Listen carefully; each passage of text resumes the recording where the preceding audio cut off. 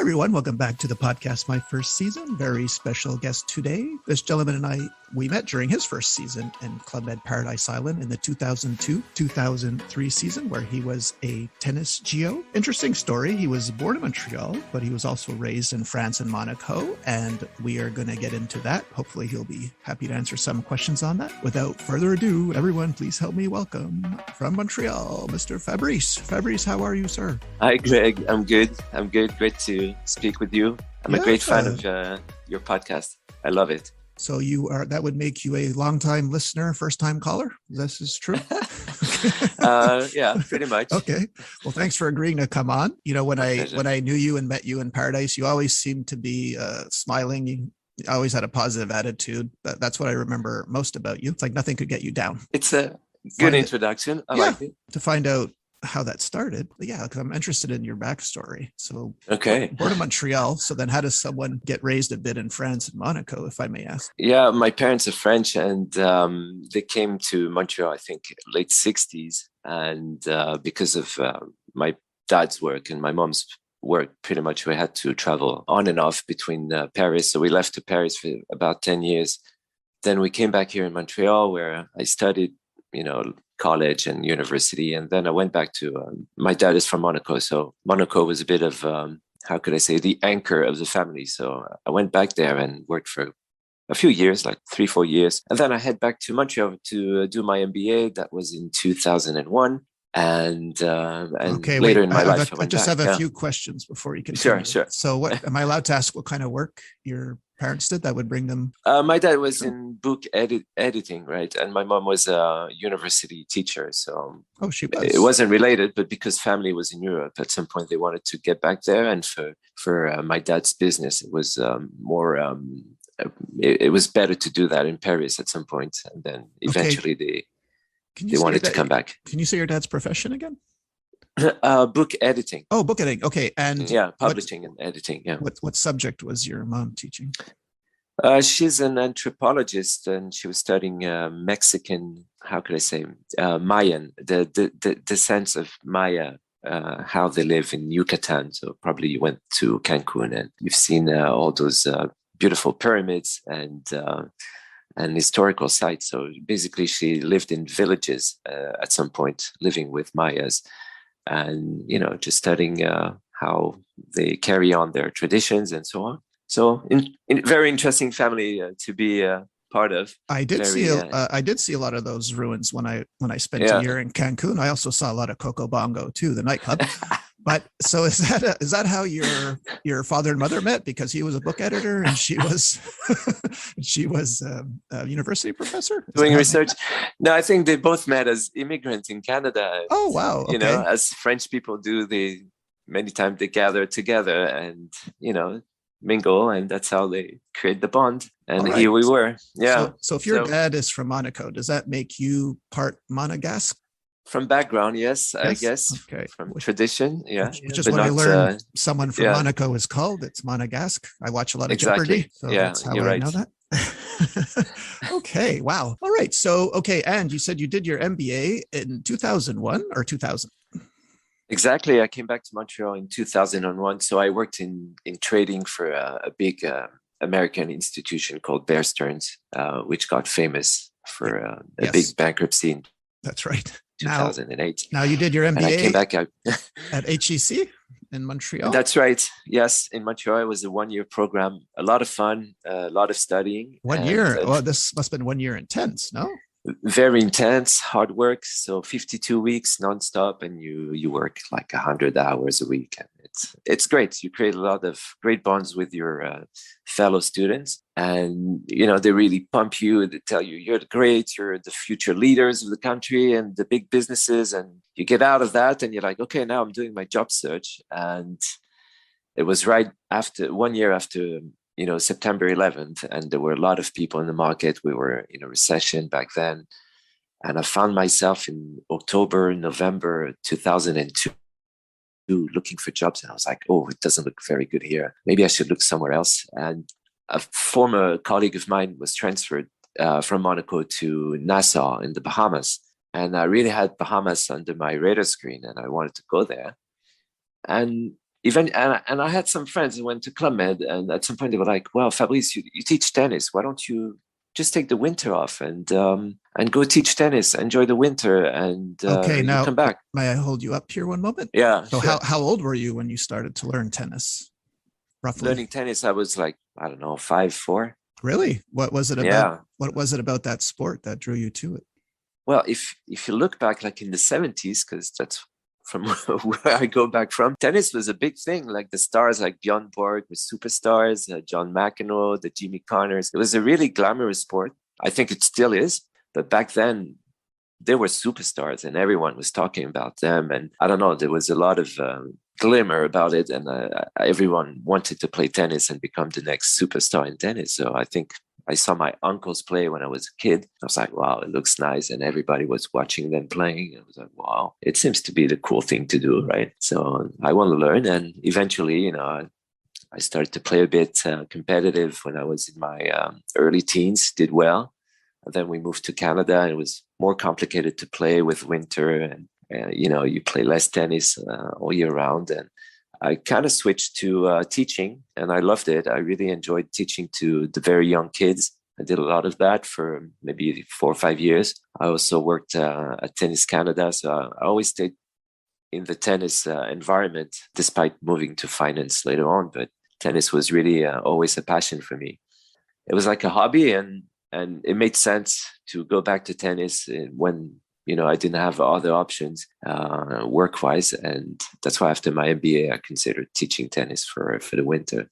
Okay, I have 2 questions. So for our listeners who don't know, MBA stands for married but available, correct? No, just kidding. How did just you know kidding. that? Okay, I'm kidding. No. Second question: did you have a favorite tennis player when you were growing up? Yeah, I loved John McEnroe. First because he was left-handed, and I am left-handed too. And I thought he was standing out with his character. Although now with a little more wisdom, I think he was just misbehaving and a brat many times. But I thought he was showing attitude and rebellion. And when you're a teen, it always appeals to teen, right? Yeah. Okay, may I ask you a technical question about tennis? I haven't asked this before, but because I'm really fascinated. Tennis is the one sport I never learned in Club Med. I learned how to play everything else because you realize how hard it is. Now, when you were playing, like after the serve, okay, like how do you know? Like to me, it looks like in tennis, you basically have to guess because the ball is served so hard or the forehand is so hard. You have to guess where if he's going to go down the line or opposite you. So are you looking for tells from the tennis player before that ball's hit? Or are you just guessing where you think he's going to hit the ball or she's going to hit the ball? How do you know? Because you have to make a decision, right? If you're standing in the middle of the court, you have to go left or right. So how do you know? Are you guessing? Or are you watching his tells like in poker? I guess, do they have tells in tennis players? Yeah. I guess you can look at people's face and try to figure out. And is that what you my did? Very humble, my humble talent in tennis, I can tell you. Well, if you have a weakness, they'll probably try to hit your weakness. Sorry. Okay. So maybe your backhand, or depending which side of the court they're serving in. So there's a bit of strategy to it and tactic. And so you always try to.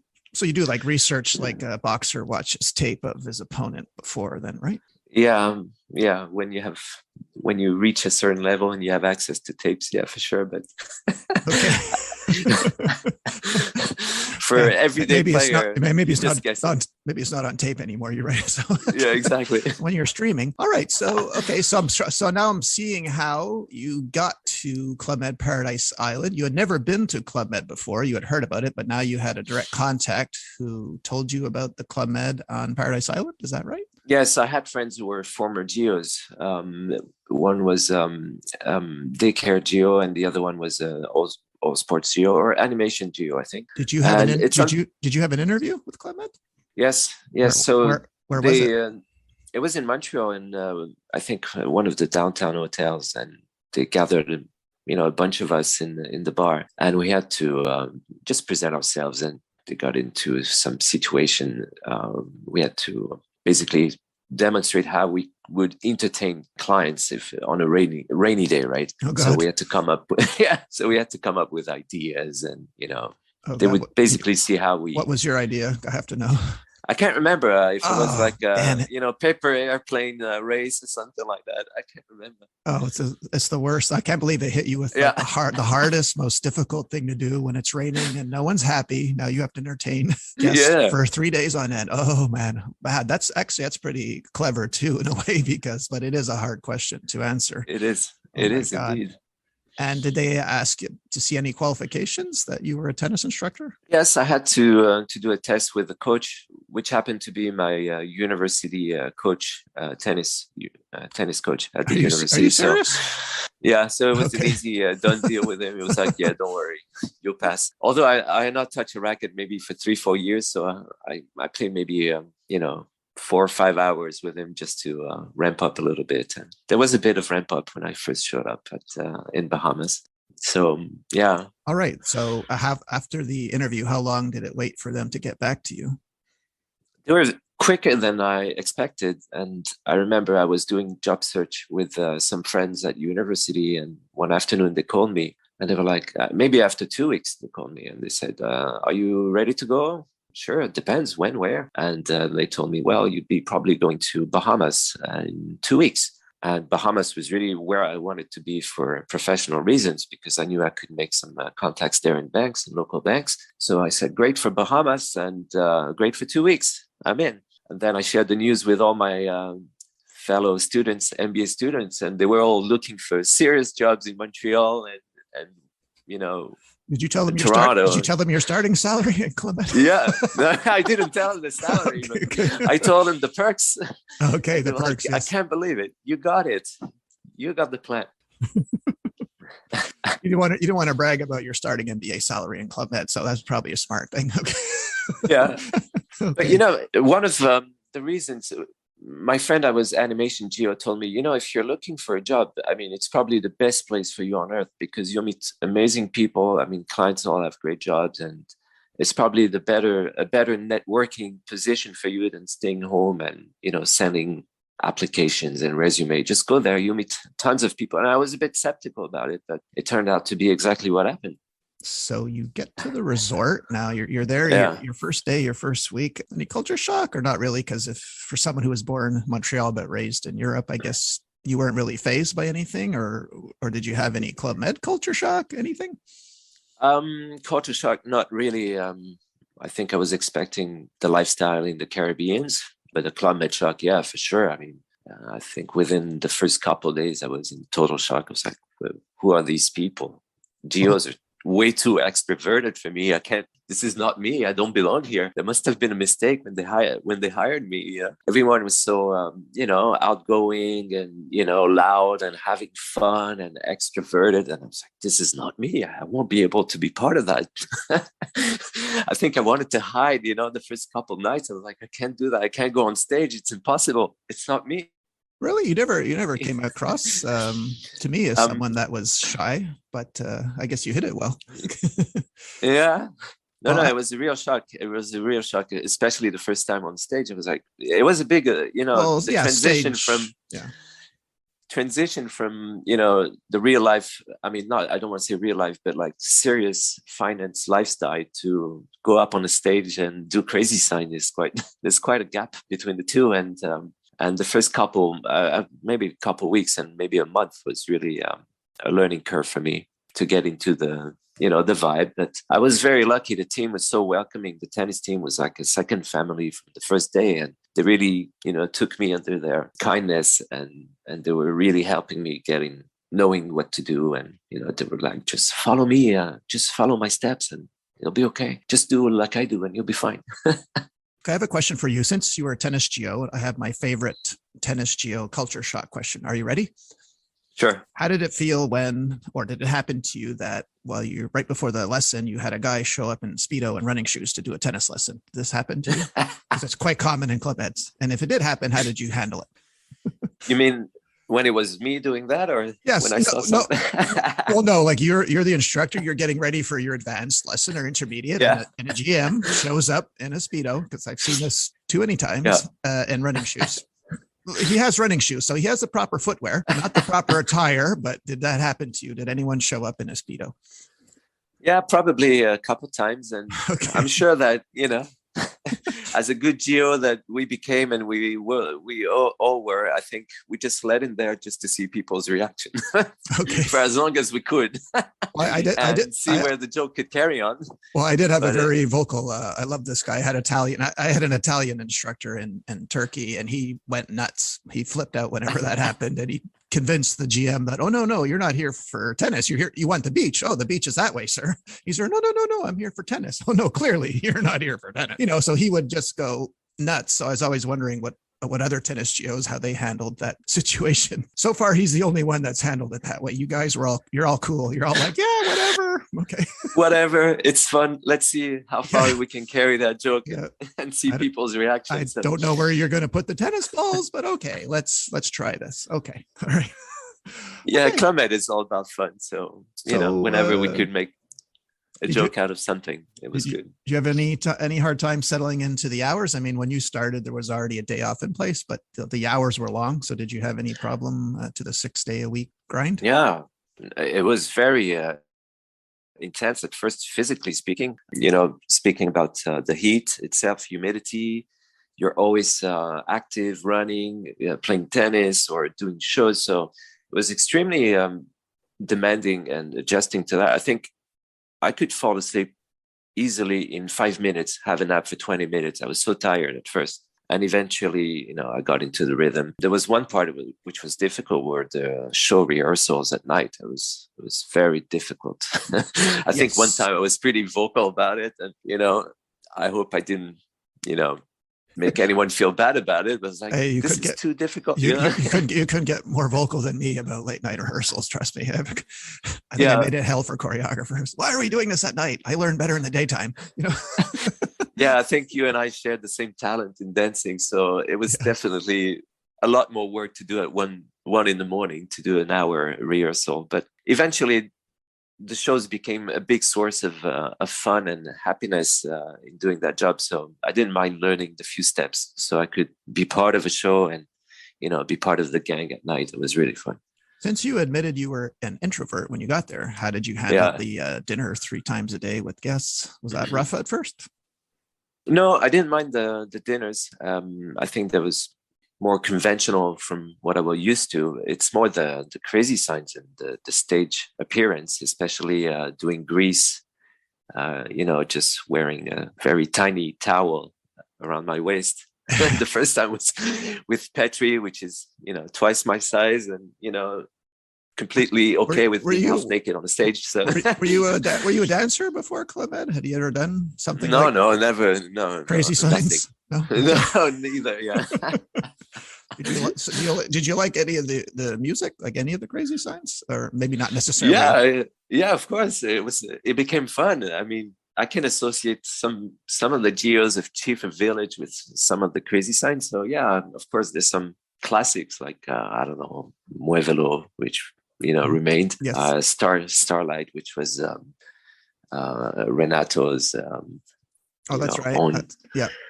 You had one, I think, if I recall, which was more like Asian. Yes, Tahitian. I just did a year in Asia, so I brought, good or bad, I brought this one to Paradise called Hong Dong, which I loved. When I got to Asia, I couldn't believe what I was seeing. I said, "Oh, I have to do this at Paradise." So, and no one knew what was happening when I first busted it. Yeah, out. That one was very chill, very very laid back.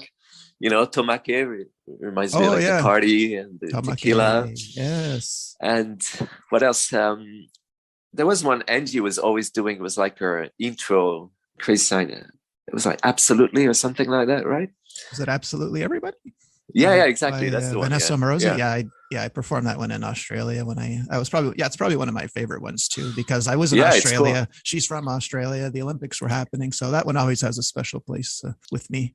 So speaking of Angie, I think you, in your pre-interview, sorry, there's no pre-interview, guys. We just spoke. You mentioned something about Angie and the NBA, and I asked you to save this story for the interview. So would you be able to tell me what? Yeah, I loved Angie. She was a great chief of village. I admire her positivity and the energy she brings to GMs and GOs, and I will always remember her as a real role model in how she handled a team of, 120 GOs. And the twist she gave to it was very positive, and she's a great person. But I was coming from, 1 year of being an MBA where you overanalyze everything and you want to make a case study out of everything. And, I always had a comment with her. I was like, hey, what do you think?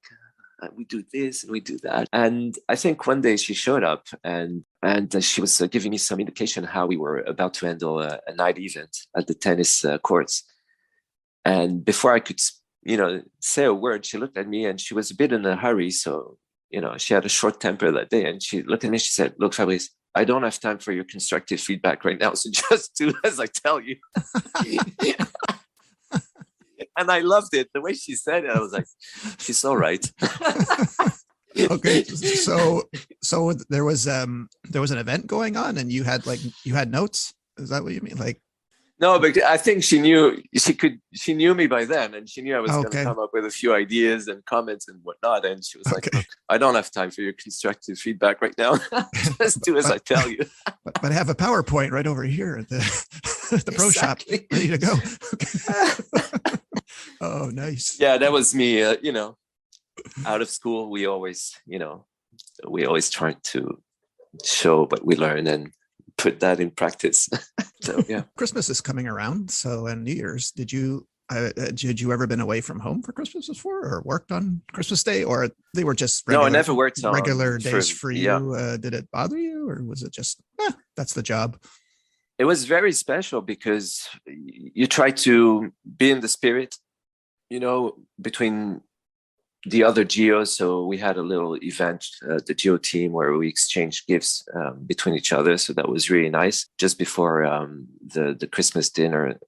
And, it was a bit difficult. Yeah. Christmas being away from family. New Year's Eve was more fun because everyone's enjoying it and there's a different thing, but being away from family on those special days, and Easter's too was, but eventually, well, I realized that this was my family. My family was there this year. It was just particular, and my new family was Club Med and G.O. So I think it was nice to be all together and exchange good words and a good vibe between each other. So it went along fine, but I recall it was a lot of work. All the setup we had to do, moving all the chairs, moving all the decorations. So yes. Yeah, it was extra work every time those holidays, and it was intense to see how mobilized the whole village was to make something very unique for the guest. And basically, it's your work and you do it for the guest and you try to enjoy it at the same time as much as you can. So yeah, it was a bit difficult, but at the same time, it went well, very well.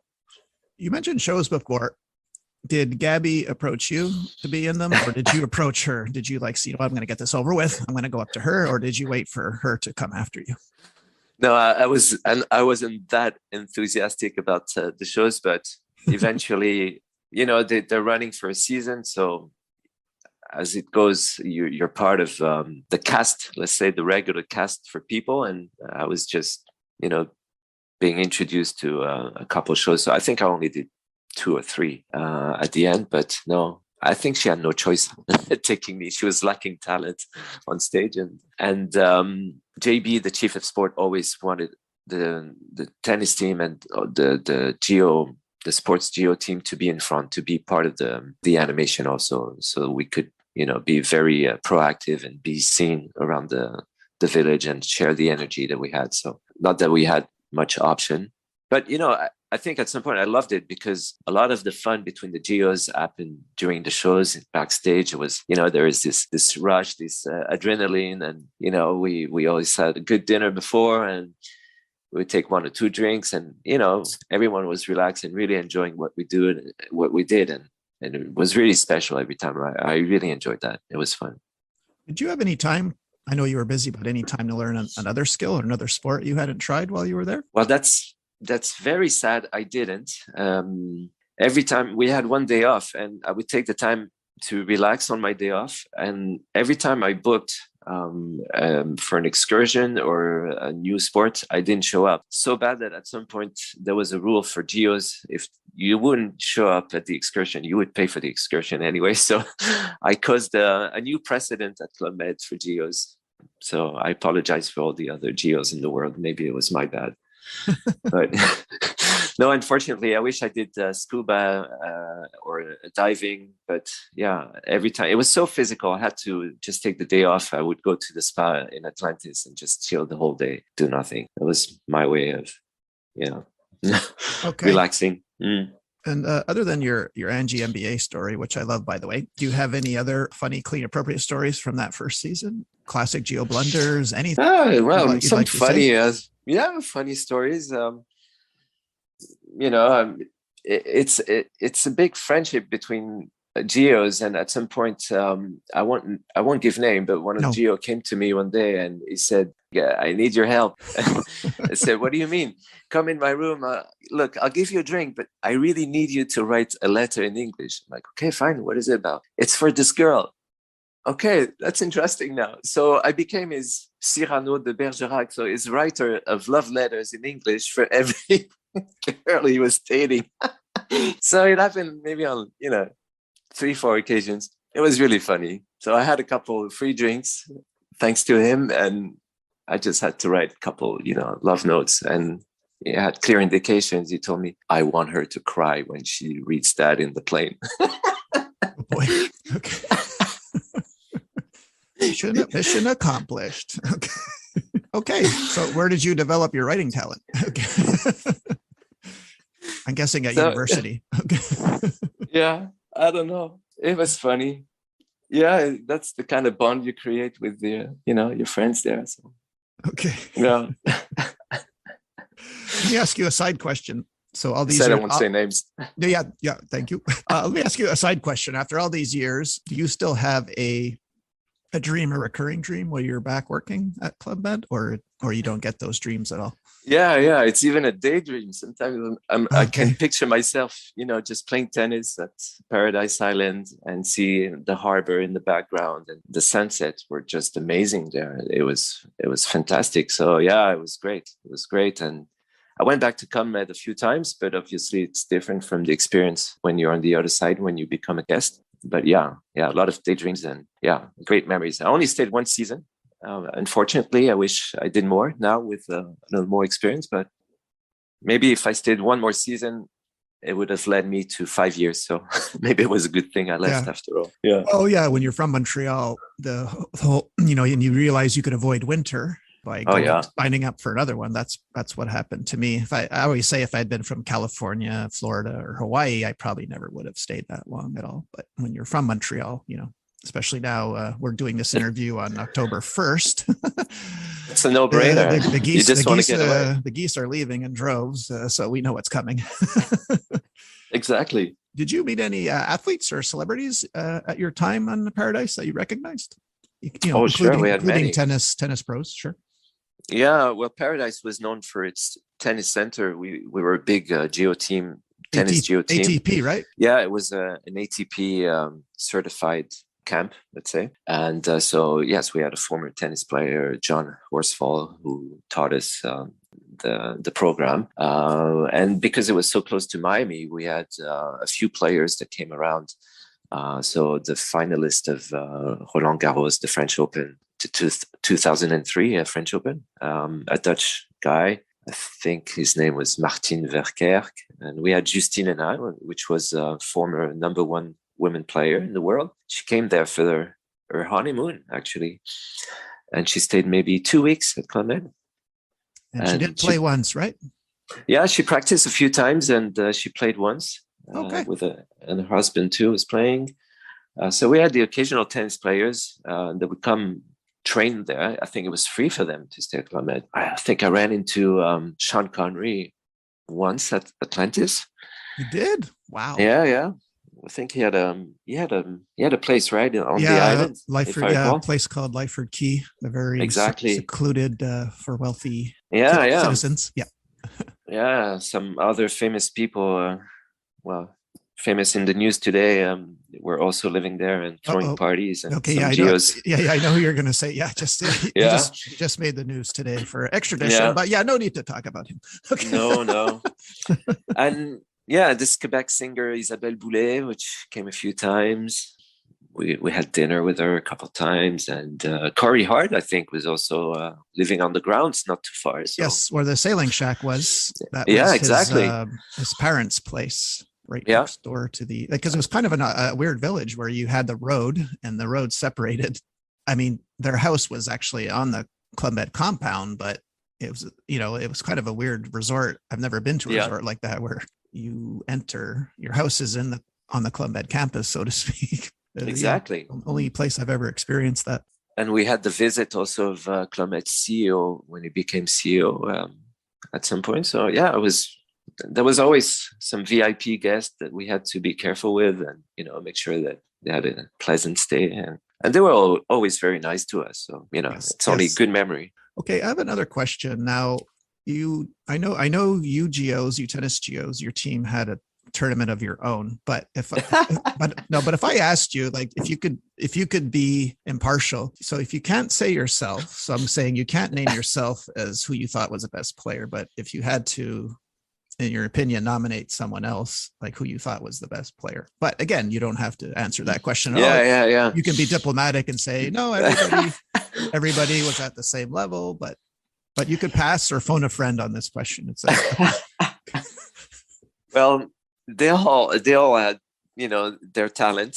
I think for those that remember, Peter had an amazing backhand, Miguel, amazing style too. Petri, I think, was probably the best, but I think he didn't want to really take the risk of playing the tournament. So he never showed us his best talent on the court.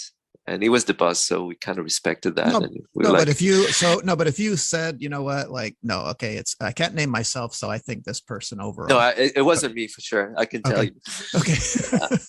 We even had a mini tennis tournament just to see, who had the best talents, like playing short balls and touch of ball and so on. And Renato was pretty good. He was a squash player, amazing touch of ball. So everyone stood out in their own different way, but I can't recall who won at the end. I just can't remember. Okay, let me ask you this. And okay, so outside of tennis now, were there any, you've already mentioned Angie, were there any other GOs or chef de service or that or work ethic of someone that you noticed they did something a certain way that you liked and copied, or was there anyone else like that for you? Yeah, I think, all the senior GOs, Angie, yourself, there was another chief of village. I think it was Laurent. Do I remember correctly? You mean that also. Was it like a chief of village in training that was there? Yeah, I think, right? Okay. At some point, we had 3 chief of village at Paradise. Oh, yes. Angie was the one on duty, of course. Oh, yes. We had the tall French guy. Oh, I can't remember his name. You're right. Yeah. Yeah. So, all of them, because when you come from outside and it's your first season, I mean, Club Med is a very special place to live and work. And it looks like a lot of fun, but it's actually serious work behind that. And you see the talent of chief of village, how they really relate with guests and how they create this bond with guests, but also with the whole GO team to create this atmosphere. And I really admire the hard work they do physically, but also with their relationship with coworkers and guests and how they manage that to create that atmosphere was amazing. JB also is a hard worker, very ambitious, and I think he made it. JB was our chief of sports, and he made it eventually to chief of village, which I think he truly deserves. But, also the random GOs and GEs, employees working on the grounds, all of them always had a smile. They were super nice to GOs and to guests. And, the ladies that were placing people at the restaurant was super nice with us. The kitchen team, everyone at the restaurant, and reception too, because you always end up at reception for a reason or another. So people like Danny, they were all great people. I mean, I think, I don't know if I was lucky, and every season is the same, but I think I had an amazing team, and it was an amazing season. So I can't complain. It was great. You are right, sir, about that. I cannot argue. Now, as your season was coming to an end, because you mentioned you only did the one, so you were there roughly 6 months-ish? Exactly. Yeah. Okay. I did a stint back home. I had to go back home to fix some family business. Okay. And, when you live half season, usually it's impossible to go back. But they really needed someone at the tennis, and my team started to do a lot of lobbying to bring me back. So they were calling people in Miami. They were like, "We need Fabrice back. He needs to come back. He's part of the family. He's the one we want." And at first, management was like, "No, he left. We can't have him back. That's the rule." But they made it work. You mean that they lobbied for you to come back to Paradise Island? Yes, exactly. And it worked. After maybe 2 weeks, I got a call and they were like, "Okay, you're going back. This is exceptional, but they really miss you out there." And I was so happy to go back for another 3 months and start all over again. And when I came back, I was so motivated and, so grateful of, the chance of living that again. That's when I kind of, took advantage of every minute. So since I usually ask the magical question, what season was magical if you only did one season at Paradise, but you mentioned before that, there was a lot of talent on that team when you arrived. And it's if you're going to do one season, well, then that would be the one, because that one stood out for me too. And I'd already did about 8 years at that point. So you were right. You're right about that. Very right. The best I can do is, have my occasional daydreaming about going back. And what's great, those podcasts are amazing because it gives us the chance to catch up with some of them that did the same season as me. And like Tennis, like Gabby, we have some parties sometimes where we can meet former G.O.s and some of the team. We had a Zoom event where all the Tennis G.O team from Paradise met, and it was great to see everyone. It's really a family. Even if we're not speaking every day, it really remained a family because what we lived was so intense, and we were there for each other, making sure that the team was one. And wow, look, it's one of those moments in life that really teach you a lot. Not just on the moment, but even, for years later, it's a great thing. You're right. Yeah. I cannot improve on what you said. And I'm glad to see that I'd heard that you guys had a Zoom a couple of months ago, which was a very, very nice idea. Am I forgetting to ask you any other stories? Like before I let you go, like, is there anything you wanted to say about Club Med? Would you recommend it to someone who was thinking about working there? Yeah, of course. I think it's a great experience to, to know more about yourself and discover about your own, weakness and qualities and strength. It's amazing. And no matter what you do in life as a real job, actually there was one event where it happened twice when I was working there that I saw former clients that were guests at Club Med. So some of my former clients in finance in Monaco showed up as guests in Paradise Island.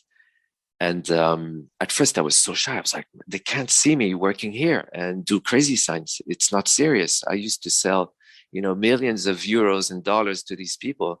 They're not going to take me seriously once I go back in the finance market. And I was so shy. And every time it happened the same way, at some point I would just be like, look, you just show up and you say what you do while you're here. And, they're not going to judge you. And it happened that both of them had been G.O.s before. And they told me, wow, you're so lucky. I used to do that before I got into finance. And it just made me realize that it's something very honorable actually to do. And instead of being shy about it, I just had to be more, proud and really take advantage of the chance that I could be there and learn from what I was doing. So it just turned out to be an amazing experience. Wow, that's great. Very nice. Yeah. Very nice. Okay, well, I'm really happy that you came on, Fabrice. I'm glad you shared your very original and unique story with us. Thank you so much. Thanks for the occasion. I really appreciate it. Thank you, Greg. Well, Jean, that was from my hometown of Montreal, Mr. Fabrice. We'll see you all next week. Bye. Say bye, Fabrice. Bye, everyone. Bye, guys.